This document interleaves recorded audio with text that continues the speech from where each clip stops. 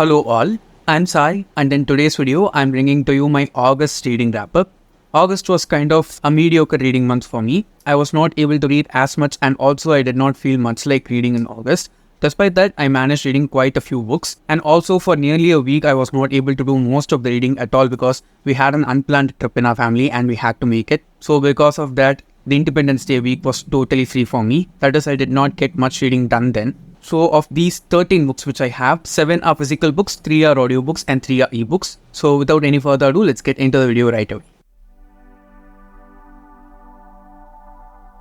Starting with the physical books as usual, the first book which I managed to read in August is Angel Falls by Kristin Hannah.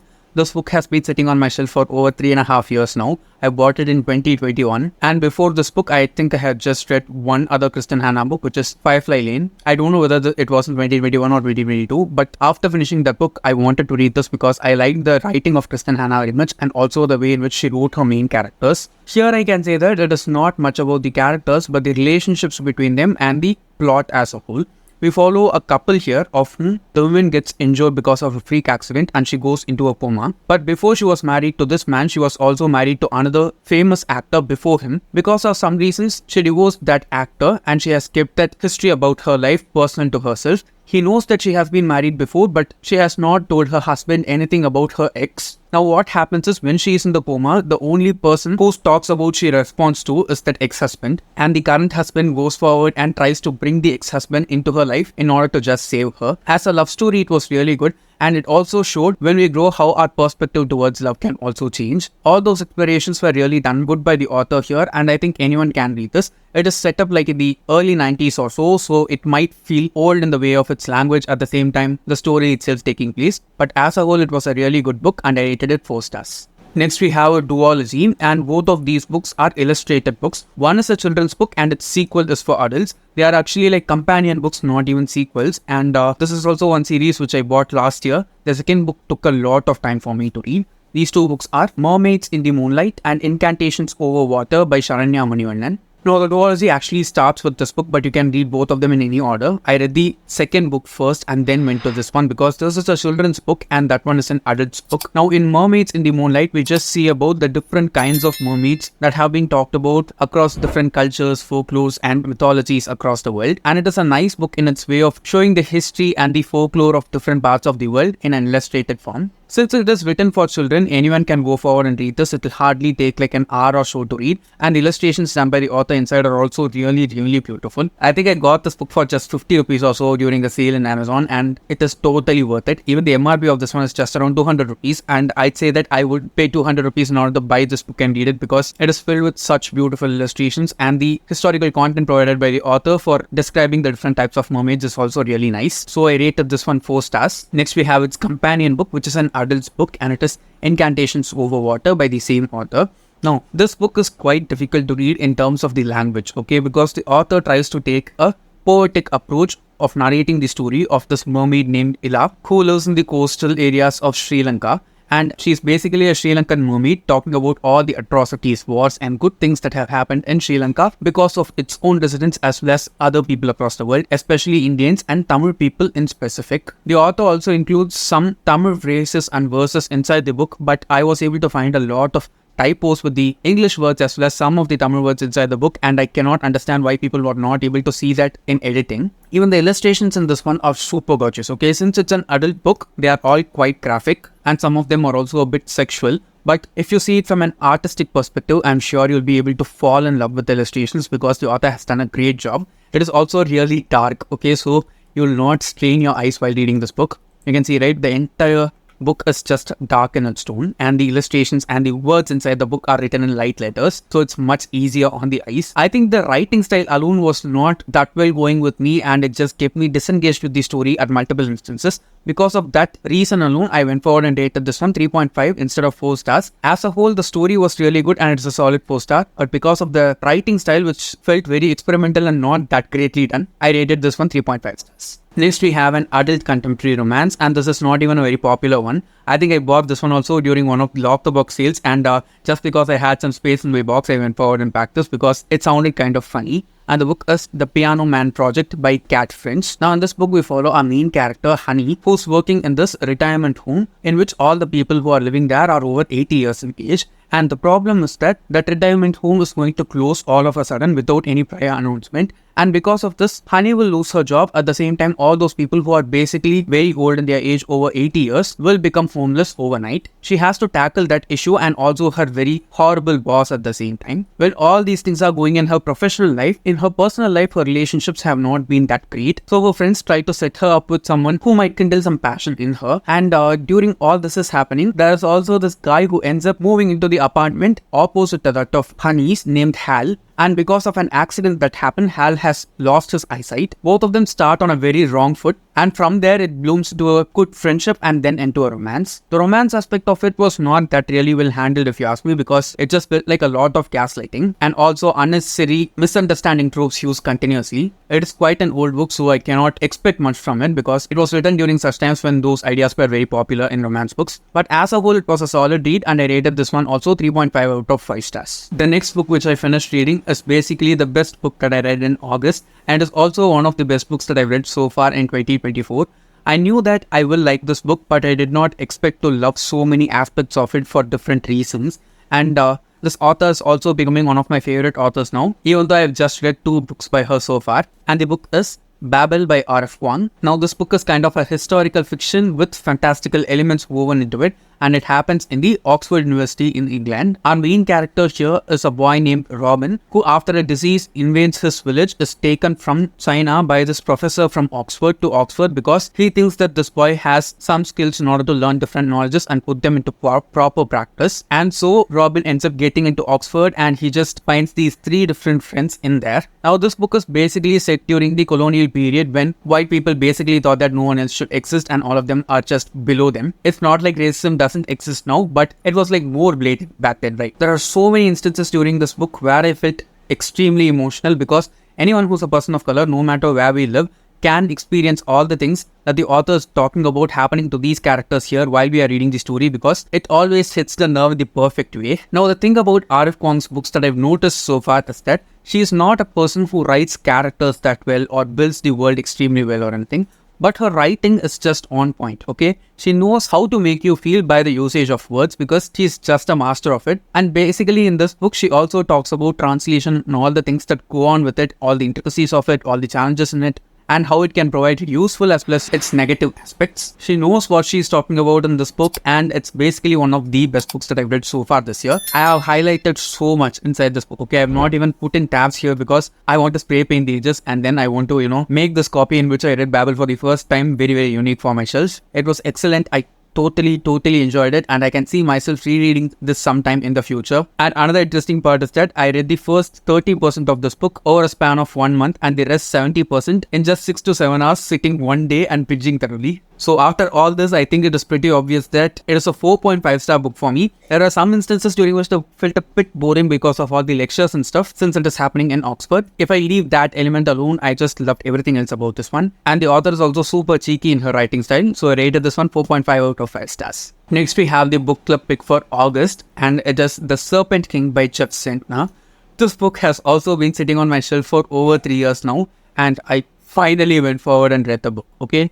It was amazing. I can say that after Where the Crawdads Sing and Asura, this is the best book that I've chosen for my book club in 2024. And for September, we are reading Everything Under by Daisy Johnson. It's a literary fiction book, so if you're interested in reading it with me anytime during the month of September, feel free to pick it up and just, read it. We'll have a review and discussion in the following month or 2. With The Serpent King, we follow our main character Dillard, who's in the final year of his high school, and he's very close to his friends Lydia and Travis. Lydia is this very ambitious, academically proficient girl who's also very privileged. So she is not able to see some of the difficulties that Travis as well as Dillard are facing in their normal lives itself, because Travis has an abusive father and Dillard's father, who's this kind of a pastor in a church, is imprisoned because of a wrong deed that he did. Their families are suffering in their own ways financially, and because of this, these 2 boys cannot pursue their future to be in college. But Lydia is super ambitious and she wants to help both of her friends in the ways that she can, even though she is not able to understand them completely. The writing style of the author is great. The 3 main characters whom we follow are just amazing. The friendship that we see here is also really realistic. And as a whole, I can say that this is a very good YA contemporary book that everyone should go forward and read, because rarely have have I seen YA books handling mature subjects like this one this well before. So yeah, I rated this one also 4.5 out of 5 stars. The last physical book which I finished reading in August is a self-help book again.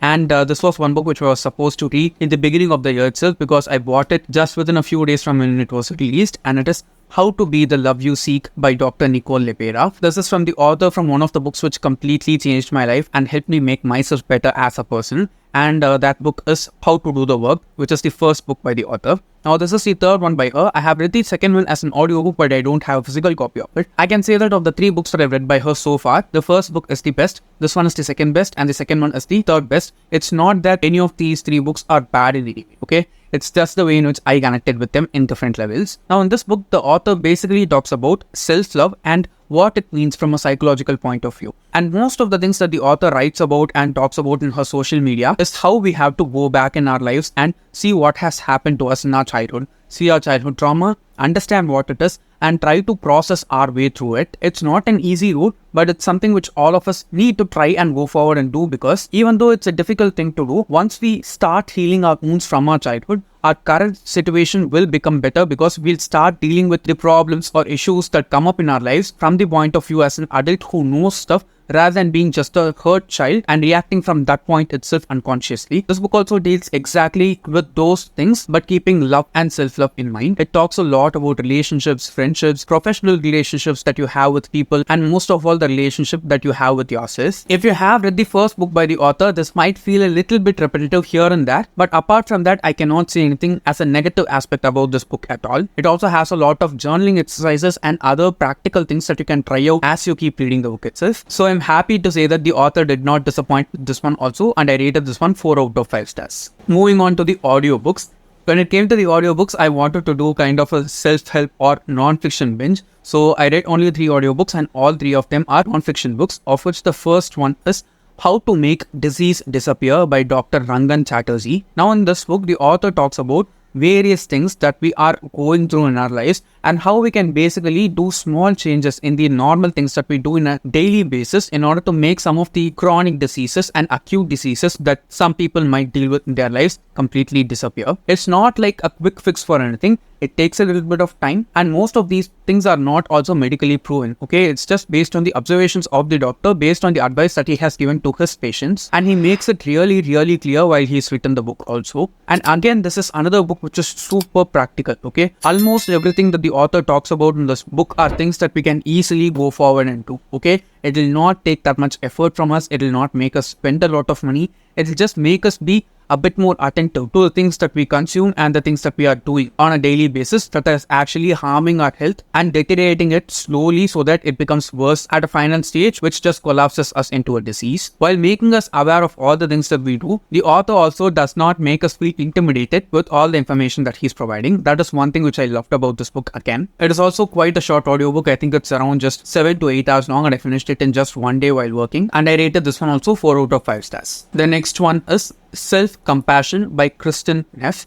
Now, one of the main goals that I had for myself personally for 2024 is that I want to increase the self-love and self-compassion that I show towards myself to a very, very, very huge extent, because I've been working on that for the past 2 years and it has grown a lot, okay? I'm not that much critical of myself while being aware of the mistakes that I do and the flaws that I have. And anytime when it feels like I'm failing at something and not doing something well as I wanted it to, instead of just being hard on myself, I started acting more kind towards myself. And one of the things that we need to learn as people across the world is self-compassion, okay? We are giving and open to showing compassion to other people, but when it comes to showing compassion to ourselves, it just makes us feel weak and vulnerable, because we think that by being self-compassionate, we just end up spoiling ourselves, which is totally not the case. I had that exact same point of view like 2 to 3 years back, but after coming across a lot of things, especially You Can Heal Your Life by Louise Hay, I was able to understand what self-love is and how we can apply it personally depending upon what kind of person we are, what we want to do, what we are doing, and what all we've been through. So self-love will not look the same for different people. It will be very, very different to each and every one of us, and all of us have different requirements when it comes to self-love and and love itself. This talks about self-love as kind of an emotion which is self-compassion. The author gives a lot of example stories from her own life as well as some case studies that she did. And almost each and every one of the stories is just eye-opening to show the power of self-compassion and how it can greatly influence in changing the quality of our lives for the better. So if you're also someone who's in your self-compassion or self-love journey, I think this is definitely one book you need to read, and I rated this one also 4 stars. The last audiobook is The Greatness Guide by Robin Sharma. Now, this book was a little bit disappointing for me because it has been written by the author like years back, okay? And if I had read this book like 3 to 4 years back, I'm pretty sure that I would have been totally on board with everything that the author talked about in this book. But from how much I've changed over the years, this book felt a little bit toxic positive to me because the author basically talks about all the things that a person has to embody in order to become a leader and be a leader in their lives. And most of them are really, really good and positive. Okay, if you've read Robin Sharma's books, I'm pretty sure that you know that the language that he uses is extremely positive. Okay, he uses only superlative positive always in every one of his books, and it is the same here too. So while you're reading his book and once you're done reading it, you just feel motivated and want to do stuff. But there are also some very, very negative aspects when it comes to using that much superlative positives, which just felt a little bit too toxic for me at instances, because it was like saying that your health doesn't matter, you don't matter, what are you going to do and what you're going to achieve is what matters. I don't think that's the perfect approach towards life nowadays, so that felt quite toxic for me. Apart from that, I got everything that I expected as the Robin Sharma flavor and element from the book. So I might not read any of the books that are following this one in this kind of series by him, even though I'll be reading his other books. So I rated this one 3.5 out of 5 stars. Finally, talking about the ebooks, the first ebook which I finished reading is a graphic novel, and it is Super Boba Cafe by Nidhi Chanani.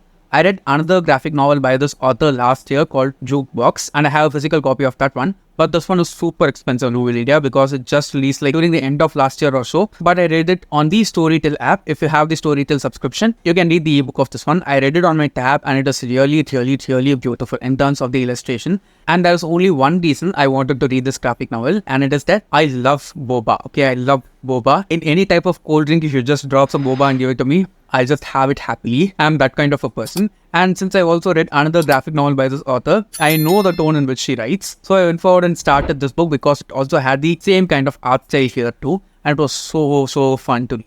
Here we follow our main character, who's this teenage girl, and she has gone through some problem because of a boy in social media while she was at home with her parents. And during her summer vacation, she comes and visits her grandmother in a different city totally. And her grandmother is living alone there because her grandfather had died like decades back. Now the grandma has this boba store, and she works in the boba store every day in this very small town and provides people with all the tasty boba that she prepares herself. While all this is happening, there's also some secret that grandma is having, which is kind of fantastical. So when our main character finds out that her grandma has something brewing on, she tries to talk with her grandma and find out what it is, and from there the plot of the book just expands. It was super fun to read and very, very vibrant in terms of the colors, and I also totally loved the art style. Every time I saw boba, I was just out of the world, and I was just enjoying it. It was super fun to read, and it is also the first book in a series if I'm not wrong, and I rated this one also 4 stars. The next one is a lean productivity book. There is a series of very short books on non-fiction or productivity that have been written by this author named Maxim Dsouza, and I think they are available for free in Kindle.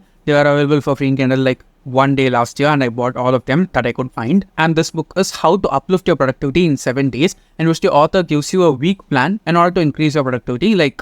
You have to do 7 things in these 7 days, and it is like building on one habit each and every day. That is, on the first day you will do one habit, and on the second day you will do the first and second together. On the third day you will do first, second and third together, and so on until the 7th day. And you just keep on repeating this in order to make yourself more productive. Personally, I think the author could have taken a bit more time and space in order to write this book, because it is a really good concept and it can help a lot of people, but there was not enough time and space in order to explore and display all the things that the author was trying to say. It felt a bit too rushed for me, and some of the things also felt insufficient. So I rated this one 3 out of 5 stars. The last book in this wrap-up is basically the most disappointing book that I read in August, and I also read this book while we were traveling in the train.